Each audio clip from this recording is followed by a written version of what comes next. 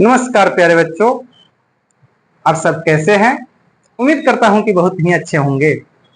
और आज हम सामाजिक विज्ञान का बहुत ही बेहतरीन सब्जेक्ट, बहुत ही अच्छा सब्जेक्ट,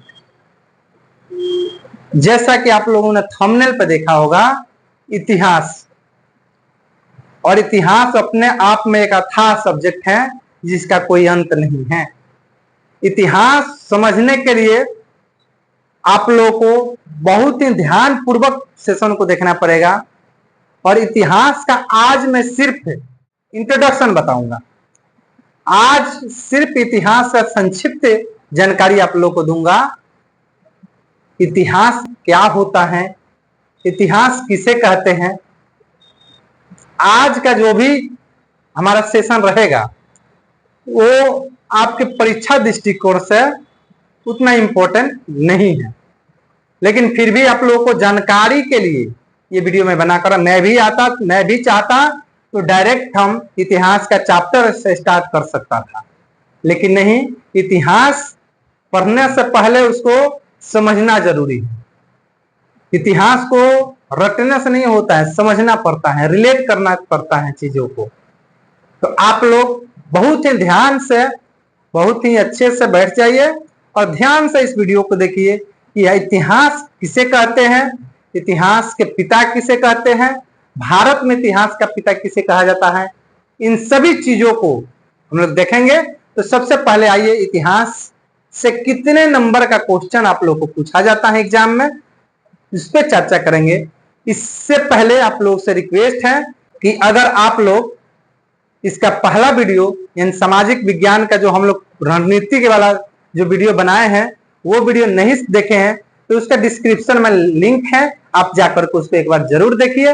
वहां से आप लोगों का ये पता चलेगा कि हमारा इतिहास या भूगोल या ज्योग्राफी कोई भी सब्जेक्ट है, उन सब्जेक्ट में कितने अंक का क्वेश्चन आपके एग्जाम में पूछा जाता है।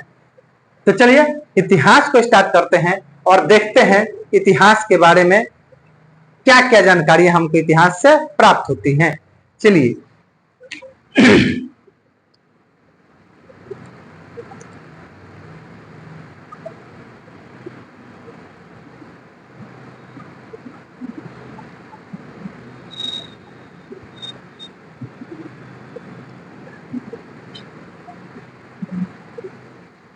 देखिए इतिहास, यहां से अगर हम क्वेश्चंस की बात करें कि आपके इतिहास जो सेक्शन है, इतिहास जो सब्जेक्ट है, उस सब्जेक्ट से आपके एग्जाम में कितने अंक का क्वेश्चन पूछा जाता है। तो यहाँ पे आप समझ सकते हैं कि यहाँ से कुल प्रश्न आपको जो कुल अंक मिलते हैं वो 20 मार्क्स यानी 20 अंक का एग्जाम में यहाँ से आप लोग को मिलता है। इसको अगर हम दो भागों में डिवाइड कर दें तो एक होता है ऑब्जेक्टिव क्वेश्चंस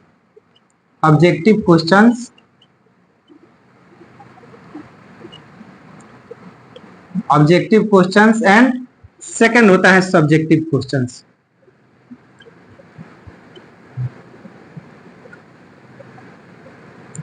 सब्जेक्टिव क्वेश्चंस यानी विषयनिष्ठ प्रश्न और वस्तुनिष्ठ प्रश्न। यहां से इसको दो भाग में हम बात देंगे, यानी विषयनिष्ठ हमारा जो प्रश्न है, विषयनिष्ठ प्रश्न, इसको दो भाग में बांटेंगे।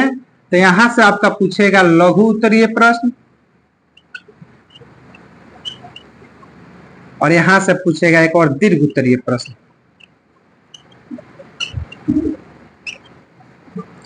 ये जो होता है पर क्वेश्चन 2 मार्क्स का होता है, ये जो होता है पर क्वेश्चन 4 मार्क्स का होता है। आप लोग को इससे पहले वाले वीडियो में बताए हैं, तो एक बार आप जाकर के उसको जरूर चेक कीजिए, जरूर देखिए। 2 अंक का होता है। अब देखिए यहां से आप लोग को लघु उत्तरीय प्रश्न की बात करें तो यहां से कुल 6 प्रश्न पूछे जाते हैं। इतिहास सेक्शन के आप लोग को एग्जाम में 6 प्रश्न पूछे जाते हैं, उसमें से आप लोग को 3 का ही उत्तर देना होता है। 6 प्रश्न में से 3 का ही उत्तर देना है और 3 क्वेश्चन जो होता है, प्रत्येक क्वेश्चन 2 अंक का होता है। तो यहाँ से आप लोग को 6 अंक प्राप्त हो जाते हैं, यानी लघु उत्तरीय प्रश्न से आप लोग का 6 अंक क्या होगा, प्राप्त हो जाएंगे। यहाँ से आपका दीर्घ उत्तरीय प्रश्न से आपका 2 प्रश्न पूछे जाते हैं दो में से एक का ही आपको जवाब देना है और एक क्वेश्चन जो होता है 4 अंक का होता है। तो यहां से इस सेक्शन से आप लोगों का 10 अंक प्राप्त हो गए। यानी बात करें हम सब्जेक्टिव सेक्शन से, तो सब्जेक्टिव सेक्शन से यानी विषयनिष्ठ से आप लोग को 10 अंक का एग्जाम होता है, 10 अंक का पूछा जाता है। बाकी जो ऑब्जेक्टिव होते हैं प्रत्येक क्वेश्चन 1 नंबर, यहां से आप लोग को 10 क्वेश्चन मिलता है, 10 नंबर मिलता है। यानी 10 और 10 20 अंक आपका जो होता है कुल इतिहास का अंक होता है जो आपके एग्जाम में पूछे जाते हैं। और ये जो डेटा मैं दे रहा हूं आप लोगों को, तो 2024 में जो एग्जाम हुए हैं वहां ये क्वेश्चन पूछे गए थे इस टाइप का, यानी 20 अंक का क्वेश्चन आप लोग से पूछा गया था। चलिए नेक्स्ट अब देखते हैं, इतिहास के बारे में जानते हैं कि इतिहास किसे कहते हैं। अब देखिए यहां से अगर हम बात करें तो इतिहास जो है, इतिहास ये हमारा 2 शब्दों से मिलकर के बना है, 2 शब्दों से मिलकर के बना है। एक होता है इति और दूसरा होता है हास। इति और हास, इतिहास हमारा जो होता है वो 2 शब्दों से मिलकर बना है, इति और हास।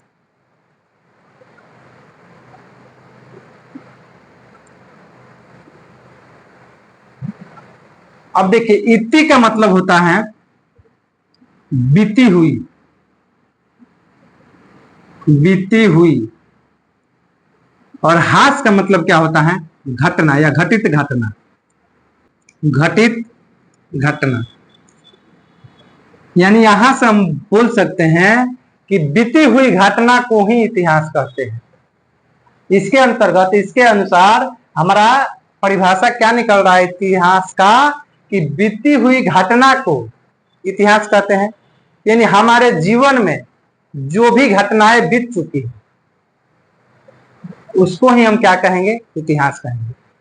लेकिन इसका भी कोई हमको प्रमाण मिलना चाहिए ना, कोई तथ्य होना चाहिए कि आखिर हम इतिहास कह देंगे तो ऐसे ही थोड़ी कह सकते हैं। हम बोल रहे हैं कि हाँ हमारे जीवन में ये घटनाएं घटित हैं, लेकिन उसका प्रमाण ही नहीं है मेरे पास, उसका कोई सबूत ही नहीं है, तो हम कैसे कह देंगे कि वो इतिहास के अंतर्गत आएगा।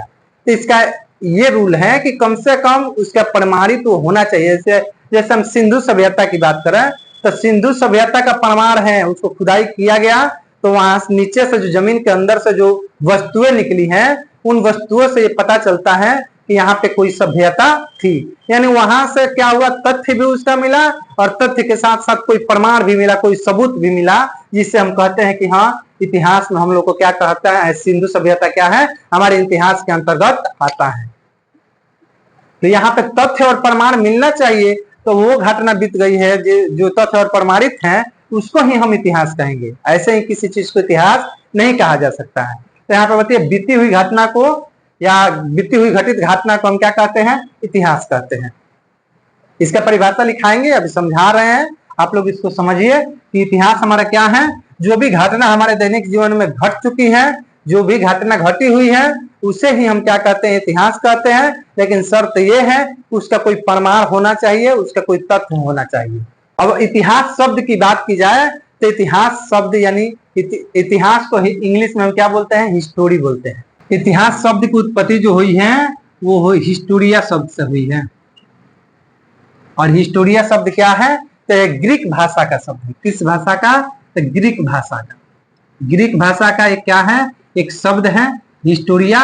इसी शब्द से हमारा बना है हिस्ट्री, जिसको हम इतिहास कहते हैं। तो आप समझ सकते हैं कि इतिहास किस शब्द से बना है, हिस्ट्री किस शब्द से बना है, हिस्टोरिया शब्द से बना है। ये कहाँ का शब्द है, ग्रीक भाषा का शब्द है। ठीक है, नेक्स्ट इसका परिभाषा हम देखेंगे लोग, और ये भी देखेंगे लोग इतिहास के पिता कौन है और भारत में किसे इतिहास का पिता कहा जाता है। यहाँ पे देखिए इतिहास,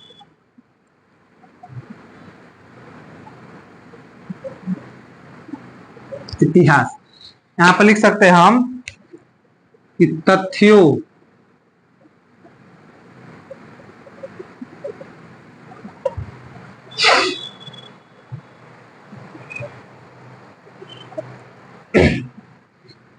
तथ्यों या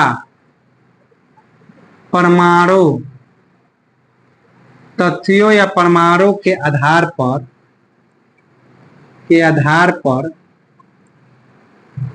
आधार पर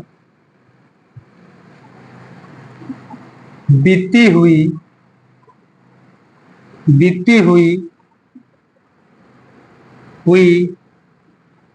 घटना का अध्ययन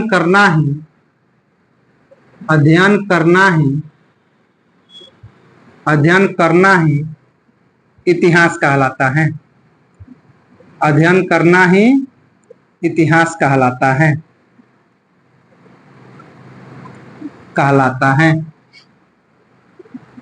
यहां से ये हमारा क्या हुआ, परिभाषा हो जाएगा कि तथ्यों या प्रमाणों के आधार पर बीती हुई घटना का अध्ययन करना ही क्या कहलाएगा, इतिहास कहलाएगा। यानी जो भी घटना बीती हुई है उसका कोई सबूत है, उसका कोई पॉइंट है, तथ्य है उसके बारे में कुछ, तभी हम बोल सकते हैं कि वो इतिहास है, नहीं तो इतिहास की श्रेणी में उसको नहीं रखा जा सकता है। अब चलिए इतिहास की बात करें तो यहां से ले लेंगे कि इतिहास शब्द की उत्पत्ति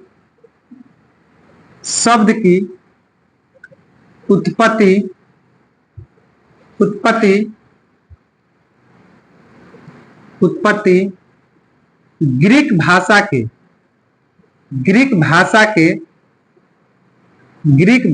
के हिस्टोरिया शब्द से हुई है। हिस्टोरिया शब्द से हुई है।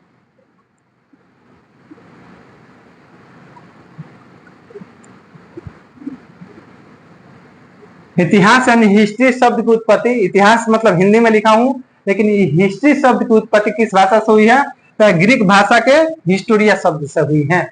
नेक्स्ट बात करें इतिहास के पिता की, इतिहास के पिता हेरोडोटस को कहा जाता है। हेरोडोटस को कहा जाता है। इतिहास का पिता किसे कहा जाता है, तो हेरोडोटस को कहा जाता है। हेरोडोटस को कहा जाता है। और हेरोडोटस जो थे वो कहाँ के नागरिक थे, तो ये यूनान के नागरिक थे। यूनान के नागरिक थे, लिखना चाहे आप लिख सकते हैं। और इन्होंने एक अपनी पुस्तक लिखी थी हिस्टोरिका। इनकी पुस्तक का क्या नाम था, हिस्टोरिका था, जिसमें इतिहास के बारे में जानकारी वो दिए थे। तो चलिए यहाँ पे लिख सकते हैं हम कि हेरोडोटस को कहते हैं जो यूनान के इतिहासकार थे। इतिहासकार थे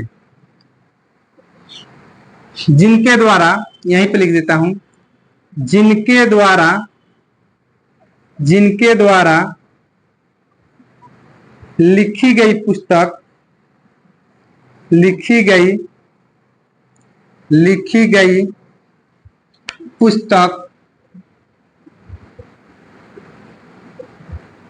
हिस्टोरिका है। तो यहाँ पे क्लियर हुआ आप लोग का कि इतिहास के पिता हेरोडोटस को कहा जाता है, जो यूनान के इतिहासकार थे और जिनके द्वारा लिखी गई पुस्तक हिस्टोरिका है। तो कभी कभी ऑब्जेक्टिव में पूछ सकता है क्वेश्चन कि हिस्टोरिका नामक जो पुस्तक है वो किनके द्वारा लिखी गई है। तो इतिहास के जो पिता थे हेरोडोटस, उन्हीं के द्वारा क्या हुआ था, उनके द्वारा पुस्तक जो लिखी गई थी जिसका नाम था हिस्टोरिका। ठीक है, तो यहां से समझ गए आप कि इतिहास के लेखक, इतिहास के पिता कौन है, तो हेरोडोटस है। लेकिन अब बात करेंगे हम कि भारत में इतिहास के पिता कौन है, इनके बारे में भी देखेंगे। यहां तक इसे आप नोट कर सकते हैं। पहला देखते हम क्या पढ़े, इतिहास यानी हिस्ट्री। और हिस्ट्री क्या बोले हैं, इसका परिभाषा जो है तथ्यों या प्रमाणों के आधार पर बीती हुई घटना का अध्ययन करना ही इतिहास कहलाता है। यानी जो भी घटना घटित हुआ है उसके बारे में हम पढ़ते हैं और उसका कोई तथ्य या सबूत मिलता है, उसी के आधार पर हम कह सकते हैं कि ये इतिहास है। यहाँ से इतिहास शब्द यानी हिस्ट्री शब्द की उत्पत्ति जो हुई है ग्रीक भाषा के हिस्टोरिया शब्द से हुई है। ग्रीक भाषा का हिस्टोरिया एक शब्द है, उसी से इतिहास यानी हिस्ट्री शब्द की क्या हुआ है, उत्पत्ति हुआ है। उसके बाद इतिहास के पिता हेरोडोटस को कहा जाता है। इतिहास के पिता हेरोडोटस को कहा जाता है, जो यूनान के इतिहासकार थे। जो कहाँ के इतिहासकार थे, यूनान के, और जिनके द्वारा लिखी गई पुस्तक जिसका नाम क्या था, हिस्टोरिका था। तो हेरोडोटस द्वारा लिखी गई पुस्तक हिस्टोरिका था। इसको आप याद रखिएगा, ये आपके एग्जाम में कभी कभी ऑब्जेक्टिव क्वेश्चन में पूछ सकता है। नेक्स्ट जो हमारा पॉइंट है वो है भारत में इतिहास का पिता। भारत में इतिहास का पिता, भारत में इतिहास का पिता किसे कहा जाता है वो भी देखते हैं। तो यहाँ पे लिख सकते हैं कि भारत में इतिहास का पिता जो है, भारत में, यहां से लिखते हैं भारत में इतिहास, भारत में इतिहास का पिता, इतिहास का पिता मेगास्थनीज को कहा जाता है। मेगास्थनीज को माना जाता है। मेगास्थनीज को माना जाता है। भारत में इतिहास का पिता मेगास्थनीज को माना जाता है।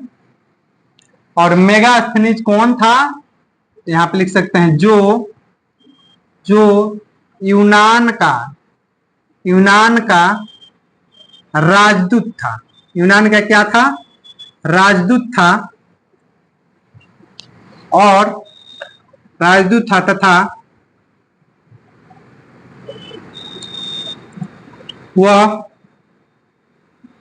वह चंद्रगुप्त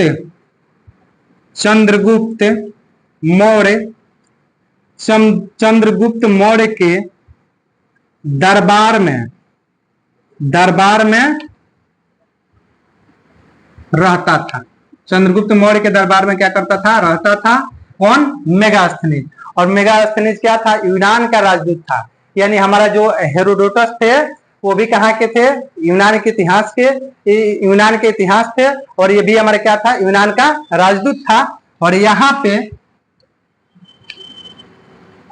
यानी मेगास्थनीज के द्वारा, ध्यान दीजिएगा, मेगास्थनीज के द्वारा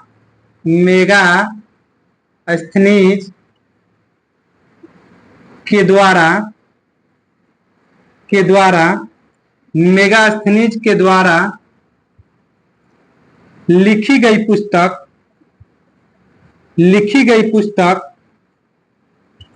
इंडिका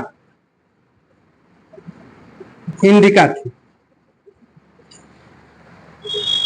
यहां से आप समझ सकते हैं कि भारत में इतिहास का जनक जो है वो मेगास्थनीज को माना जाता है। और मेगास्थनीज के द्वारा लिखी गई पुस्तक का नाम क्या था, तो इंडिका था। मेगास्थनीज कहाँ रहता था भारत में, तो चंद्रगुप्त मौर्य के दरबार में रहता था। चंद्रगुप्त मौर्य, ये आप हम लोग को नहीं पढ़ना है, लेकिन बस समझ लीजिए कि भारत में इतिहास का जनक जो है वो मेगास्थनीज को माना जाता है। ऐसे पूरे वर्ल्ड की बात करें इतिहास का जनक तो हेरोडोटस को कहा जाता है। और हेरोडोटस का जो पुस्तक था, पुस्तक का नाम जो है वो हिस्टोरिका था।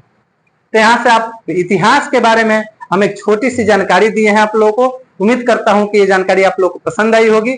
अब नेक्स्ट थोड़ा सा हम चर्चा कर लेते हैं, जो हमारा इतिहास का चैप्टर है, पहला चैप्टर। नेक्स्ट जो वीडियो जाएगा वहां से आप लोग के इतिहास का पहला चैप्टर जो कि है, इतिहास का पहला चैप्टर जो कि है यूरोप में राष्ट्रवाद।